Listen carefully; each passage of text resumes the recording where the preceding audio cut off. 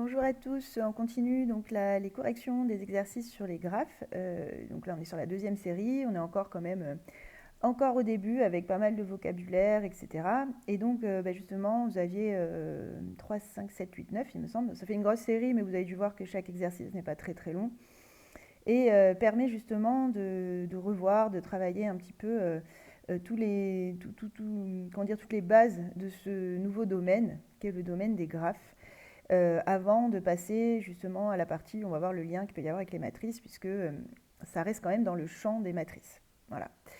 Donc, le 3, alors ce que j'ai fait, c'est que j'ai déjà écrit la correction juste pour gagner un petit peu de temps, parce que c'est quand même un petit peu long à faire, hein, les graphes, et vous, du coup, sur la vidéo, ça fait des longueurs. Comme il n'était pas très difficile, j'ai déjà écrit la correction, on va juste la commenter. Donc, on vous donnait un graphe, je me suis permise de mettre des noms au sommet, c'est plus facile quand même, hein, du coup, pour en parler. Donc, j'ai mis ABCD, tout simplement. Il y en a peut-être combien? 2, 3, 4, bon, peu importe. On vous demandait s'il était complet. Un graphe complet, c'est un graphe dans lequel vous ne pouvez plus rajouter d'arêtes. Hein, en gros, c'est ça. Ici, par exemple, entre A et D, je peux rajouter une arête. C'est-à-dire que je n'ai pas tous les sommets qui sont déjà 2 à 2 adjacents. Adjacents, je vous rappelle que ça veut dire que justement, ils sont reliés par une arête directe. Parce que par exemple, entre A et D, je peux passer de A à D en passant par C, mais je n'ai pas d'arête directe entre A et D. Donc le graphe n'est pas considéré comme complet. Donc complet, vraiment, c'est pour ça qu'il s'appelle comme ça, hein, c'est qu'il est déjà complet en termes d'arête. Je ne peux rien rajouter. La seule chose que je pourrais rajouter éventuellement, s'il était orienté, ce serait des arêtes d'un sommet sur lui-même. Mais sinon, là, quand il est complet, je parle, hein. Sinon, normalement, un graphe complet, on ne peut pas rajouter d'arêtes entre deux sommets distincts. Voilà, donc non, par exemple, c'est ce que j'ai écrit là, hein, il manque l'arête AD, donc entre A et D. Après, deuxième question, vous demandez de construire un graphe complet d'ordre 4 et d'ordre 5. Du coup, j'ai pris, alors ordre 4, c'est celui que j'ai fait là, donc ça veut dire qu'il y a 4 sommets. Ordre 5, ça veut dire qu'il y a 5 sommets, donc j'ai pris ABCD et ABCDE. Je les ai positionnés, c'est assez volontaire, hein, avec, donc ça forme un polygone. Après, vous pouvez les mettre n'importe comment sur votre feuille. Ça fera de toute façon le même graphe. Mais c'est vrai que souvent, quand on les positionne comme ça, on a quelque chose de plus lisible. C'est pour ça, hein. Après, bon, tout est possible, il n'y a pas forcément un emplacement défini pour placer les 4 sommets. Donc là, j'ai placé mes 4 sommets en formant un rectangle, parce que vous le voyez, hein, du coup, c'est assez facile. Et après, pour construire mon graphe, j'ai mis toutes les arêtes possibles. Donc en partant de A, j'ai fait une arête qui le relie à B, à C, à D. Après, en partant de B, j'ai mis ce qui manquait, donc l'arête vers C, vers D. Pareil pour C, enfin, etc. En passant par tous les sommets, je vérifie bien que j'ai toutes les arêtes possibles. Pareil pour celui d'ordre 5. Donc là, je me suis placée dans le cadre, comme si j'avais un pentagone. Et oui, voilà, je sais plus ce que je voulais dire, bon, c'est pas grave, un pentagone. Et vous voyez d'ailleurs que donc, j'ai une configuration qui est assez facile à lire. Si je les place n'importe comment, j'aurai quelque chose de plus désordonné, mais ce sera juste également, du moment où vous mettez bien toutes les arêtes. L'avantage aussi de cette configuration, c'est qu'on voit assez vite, en fait, s'il y a toutes les arêtes. Là d'ailleurs, ça nous fait une espèce de pentagramme, hein. Cette figure, elle est assez connue. Voilà, donc graphe complet d'ordre 4, d'ordre 5, ça ressemble à ça. Après, vous aviez donc le numéro 5, où vous avez beaucoup d'énoncés, mais en fin de compte, pas grand-chose à faire. On vous donne donc, à partir d'un aéroport, oui c'est ça, un aéroport de Paris, on ne sait pas lequel, mais en tout cas pour se rendre de Paris à New York en avion, un voyageur a plusieurs choix de vols, parmi lesquels on trouve. Donc on vous donne plein de vols possibles. Entre Paris et New York. Donc certains en vol direct, certains avec une escale, certains avec 2 escales. Et donc on vous demande de représenter ces vols sur un graphe orienté. Alors orienté tout simplement parce que justement quand on va de Paris vers New York, ça ne veut pas dire qu'on peut aller de New York vers Paris, donc on a bien un sens qui est important. Et donc on vous dit que le sommet seront les villes. Alors ce que j'ai fait là en orange déjà, c'est que j'ai choisi une dénomination pour les villes en raccourci, quoi, hein. Donc quand j'ai pu, j'ai pris la première lettre, j'ai pris l'initiale, et quand l'initiale était déjà prise, j'ai mis une deuxième lettre. Voilà. Bon, sauf pour New York, j'ai mis NY naturellement, parce que c'est vrai que New York, on dit souvent ça, j'aurais pu mettre que N, bon peu importe. Et donc là aussi, vous voyez là, on le voit là à droite dans le numéro 5, j'ai déjà positionné du coup mes sommets. Et c'est vrai que naturellement, parce que moi j'ai quand même l'habitude des graphes, je les positionne, j'allais dire en cercle, bon, si on veut, c'est-à-dire que si je relis, ça va me faire une espèce de polygone régulier. parce que d'expérience, c'est vrai que c'est la configuration qui nous permet de placer le plus facilement les... Enfin, sauf cas particulier après, hein, bien sûr. Le plus facilement les arêtes. Voilà. Mais ce n'est pas du tout une obligation.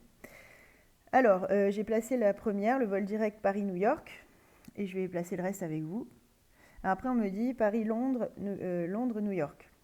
Alors, Londres, c'était Hélène. Donc, hop, voilà. Et Londres, New York. Ensuite, Paris-Zurich, Zurich-New York. Oula, pas très droit. Zurich-New York. Ok. Ensuite, Paris-Lisbonne. Ah non, j'avais deux Z. Ah, j'ai pas fait gaffe. Ça. Ah non, mais en fait, j'ai mis Zurich deux fois. N'importe quoi. Ok, alors je vais l'enlever d'ici. Alors attendez, je vais quand même recompter, voir que si j'en ai pas oublié, parce que je suis capable d'en avoir oublié un. Donc 4, 8, 10, 4, 8, 10. Non, c'est bon. Ok, donc là, on est bon. Paris, Lisbonne, New York.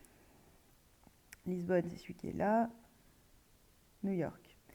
Ensuite, Paris, Boston, New York. Et là, ça commence déjà à être pas super beau, hein, mon graphe. Ensuite, les vols avec deux escales.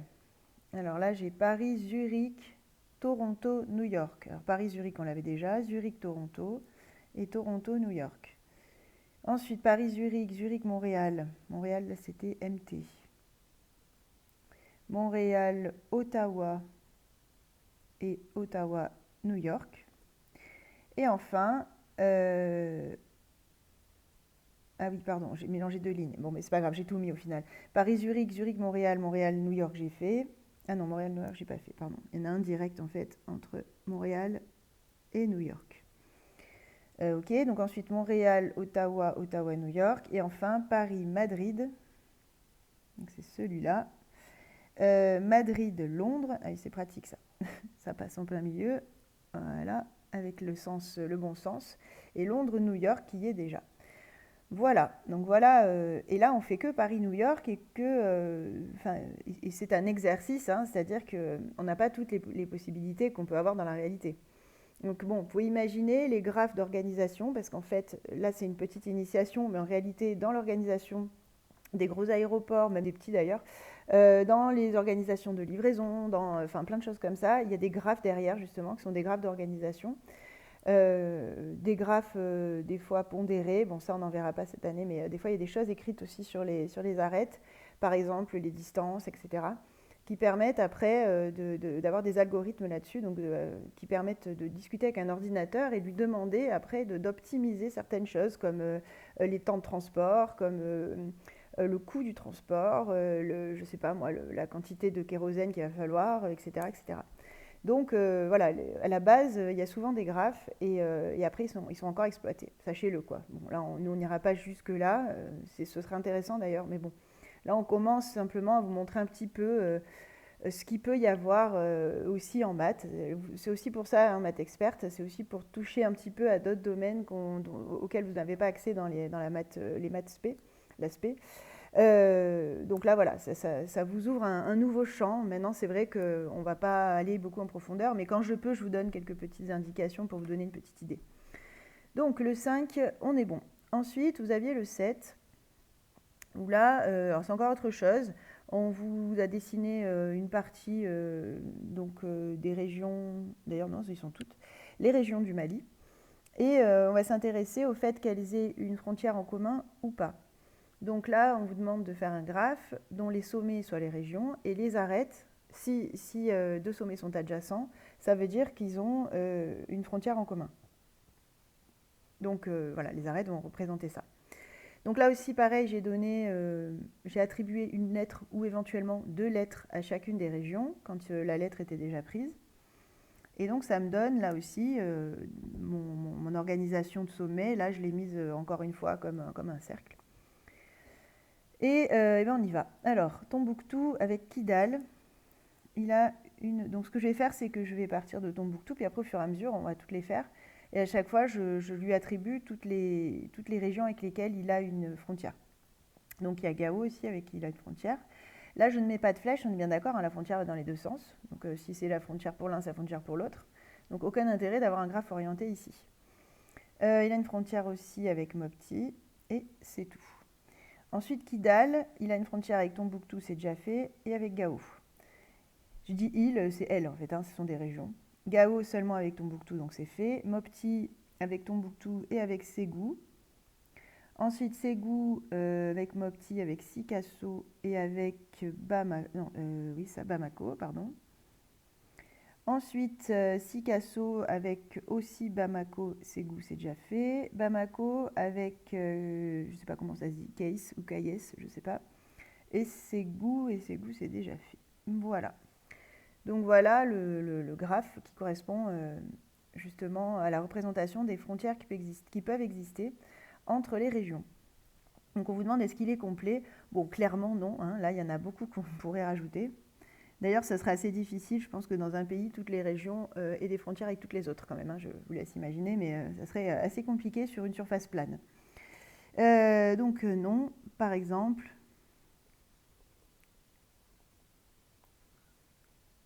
il manque. Donc il manque par exemple entre Kai ou Kayes ou Case, là je sais pas, et Tombouctou, voilà, par exemple. Donc clairement, il n'est pas complet, hein. Ensuite, on avait le numéro 8. Alors là, on avance un petit peu dans le cours aussi, hein, c'est-à-dire que là, on va commencer à aller exploiter la relation qu'on avait pu voir entre le nombre d'arêtes et le nombre de sommets, donc l'ordre du graphe. Et là, justement, on a le tableau qui correspond, donc, enfin, qui nous donne le degré de chaque sommet dans un graphe. Apparemment, c'est un élève hein, qui l'a fait, qui propose ça. Et donc, il y a une autre élève qui lui dit non, non, tu t'es trompé parce qu'il y a 11 arêtes dans ce graphe. Alors, pourquoi elle dit qu'il s'est trompé? C'est ce qu'on vous demande justement dans la question A. Alors, si vous exploitez ce qu'on a vu dans le cours, on a vu que le nombre d'arêtes, enfin plutôt, je l'écris dans l'autre sens, la somme des degrés des sommets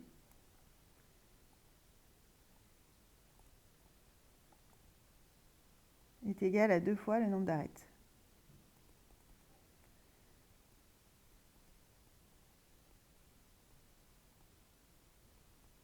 Parce qu'on avait expliqué justement qu'en fait, quand on additionne les degrés des sommets, chaque arête va être comptée 2 fois, puisqu'elle va être comptée pour un des 2 sommets qui sont à son extrémité, et pour l'autre aussi.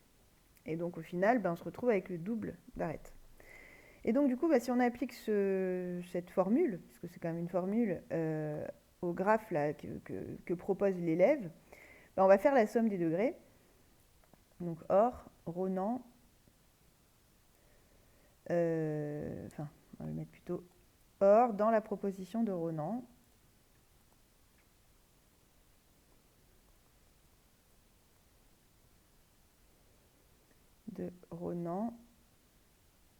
La somme des degrés est égale à, donc on va voir justement,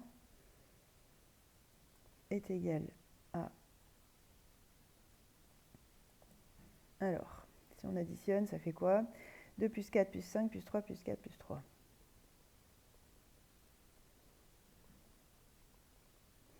Autrement dit, 21.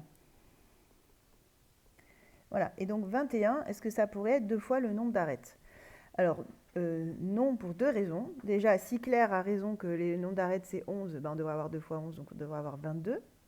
Et en plus, 21, même si Claire avait tort sur le nombre d'arêtes, ça pourrait de toute façon pas marcher, puisqu'il faudrait que j'ai un nombre pair là quand même, pour que ça soit égal à 2 fois un nombre d'arêtes. Un nombre d'arêtes, c'est un entier.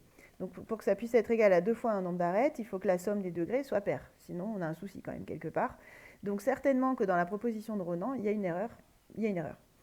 Après, est-ce que Claire a raison sur les 11 arêtes? On n'en sait rien, on ne voit pas le graphe. Mais quoi qu'il en soit, qu'elle ait raison ou tort, de toute manière, en effet, ce qu'il a dit, ça n'est pas possible. Donc, et c'est la première raison. Après, oui, on pourrait dire il y a 11 arêtes, donc ça ne marche pas. Mais vraiment, ce qui saute aux yeux, c'est que ce n'est pas pair. 21 n'est pas pair. Et donc, ne peut être égal à 2 fois le nombre d'arêtes. Enfin, au double du nombre d'arêtes. On va le mettre comme ça.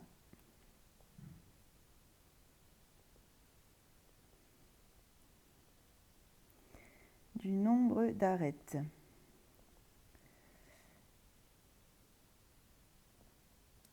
Voilà, on va quand même parler de clair. Et si, en effet, le graphe est d'ordre 11, le graphe a 11 arêtes, pardon, on devrait donc avoir 22. On devrait donc trouver une somme égale à 22. 2 fois 11.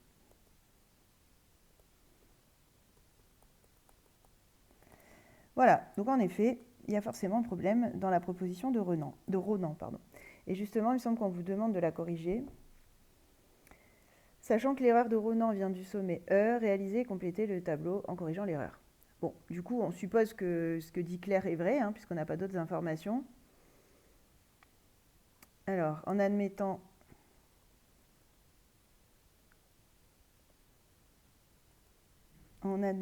qu'il y ait 11 arêtes, comme le dit Claire, c'est-à-dire qu'on devrait avoir 22 pour la somme.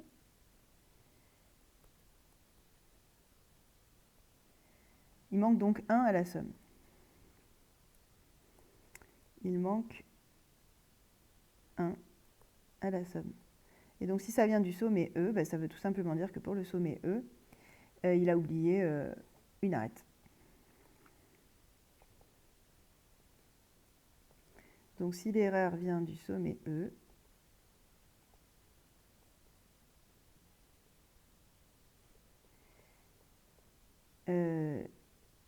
il suffit... Enfin, ouais, si l'erreur vient du sommet E, cela signifie... On va le mettre directement. Signifie que le degré de E est en fait...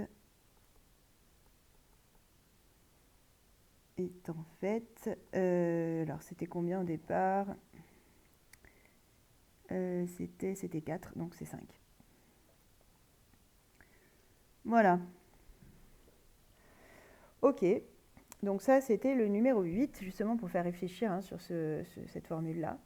Et après il nous restait le 9, qui est un petit peu dans la même idée, sauf que c'est présenté différemment. Là on vous donne le graphe cette fois, et on vous demande de déterminer le degré de chaque sommet. Donc j'ai déjà fait le tableau, comme ça on gagne un petit peu de temps.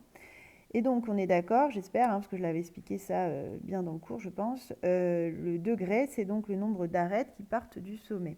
Qui partent ou qui arrivent, d'ailleurs. Ah, pardon, j'ai un souci de batterie. Alors je prends juste le temps de la charger, ça évitera que la vidéo se coupe quand même, c'est dommage. Et donc après, on va compter pour chacun des sommets combien j'ai d'arêtes qui partent et qui arrivent. Donc par exemple, pour le sommet A, j'en ai 5. Maintenant, essayez, là il y a quand même pas mal d'arêtes en tout, donc essayez de ne pas en oublier, mais encore une fois, pour vérifier, vous pouvez faire comme a fait Claire tout à l'heure dans l'exercice, c'est-à-dire que vous pouvez compter, voir déjà si c'est cohérent avec, au moins, enfin déjà voir si c'est pair, votre somme, à l'arrivée, et bon là peut-être pas compter les arêtes parce que c'est un peu long, mais en tout cas, vérifiez au moins si c'est pair. Voilà. Alors pour le sommet A, donc j'ai 5.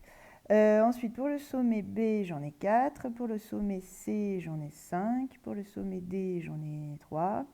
Pour le sommet E, j'en ai 2. Pour le sommet F, j'en ai 4. Pour le sommet G, j'ai... Ah bah il n'y a pas de G. Pourquoi j'ai mis G? Il n'y en a pas. Ok, on oublie G. Pour le sommet H, j'en ai 5. Et pour le sommet I, j'en ai 4. Voilà, donc là j'ai 8 sommets. Est-ce qu'il y en avait bien 8? Oui, c'est ça. Ok, je ne sais pas pourquoi ils n'ont pas mis G. Bon. C'est pas bien grave. Voilà, et donc maintenant, comme je vous disais, vous pouvez vérifier combien ça fait en tout. Donc là, j'ai 5 et 5, 10, 19, 23, 28, 32. Donc moi, j'arrive à 32, déjà, c'est pair. Bon, après, il faudrait vraiment, à la limite, compter les arêtes pour voir s'il y en a bien 16. Mais c'est justement ce qu'on vous demande dans la question B. Donc, bon, a priori, il faut se faire confiance aussi un petit peu. On a compté correctement. Parce qu'en général, quand on en oublie une, bon, c'est une, c'est assez rare quand même d'en oublier plusieurs fois. Donc, bon, du coup, si vous en oubliez qu'une, vous tombez sur un nombre impair. Après, vous vérifiez, normalement, c'est bon. En déduire le nombre de rues de ce village. Alors, justement, les traits, là, les arêtes, c'était les rues. Donc, en gros, on vous demande d'en déduire le nombre d'arêtes. Et bien, là, on va réutiliser ce qu'on a dit tout à l'heure. Donc, la somme des degrés, c'est égal au double du nombre d'arêtes. donc du nombre de rues.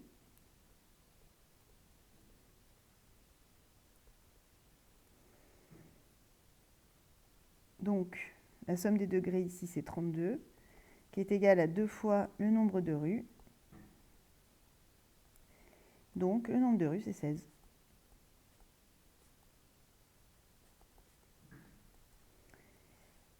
Voilà, donc voilà pour le 9. Ce qui achève cette petite série d'exercices. Après, bon, vous en avez une autre, hein, qui est assez conséquente aussi, mais vous verrez, pareil, les exercices sont quand même... Bon, ce sera plus long, hein, ce sera plus long que cette série-là, mais bon, il faut s'entraîner sur ce chapitre-là, il faut ancrer les choses, en fait, dans votre esprit, dans votre mémoire. C'est pas très compliqué, mais il faut pas non plus se laisser avoir, à se dire, bah, c'est simple, c'est bon. Il faut quand même avoir un minimum de réflexe pour après ne pas vous laisser déstabiliser, et quand vous serez en évaluation, et quand on va peut-être ajouter des petites choses par-dessus quand même. Donc justement, je vous en ai mis encore 6 hein, pour la prochaine, là, 10, 11, 12, 13, 14, 15, tous les suivants, qui font référence, vous le verrez, à la suite du cours, pas tous, mais une bonne partie, où justement on va commencer à faire le lien entre les graphes et les matrices. Voilà, bah écoutez, bon courage, à très bientôt pour la prochaine correction de toute façon. Et voilà, et n'hésitez pas, encore une fois, s'il y a de grosses interrogations, des doutes ou je ne sais quoi. À bientôt!